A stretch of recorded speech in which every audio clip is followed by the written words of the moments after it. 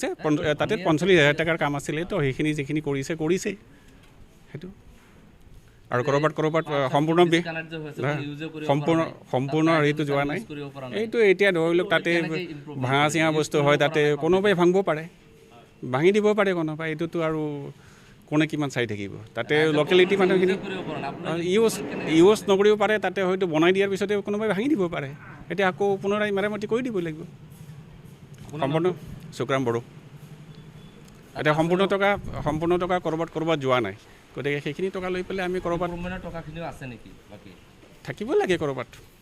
আপুনি নাজানে সঠিক এতিয়া ধৰি লওক মই তাৰ লগত বস্তুটো এটা হেৰি কৰি চালেহে গম পোৱা যাব না এতিয়াতো পঞ্চায়তৰ কাম কাজখিনি সম্পৰ্কে নাজানে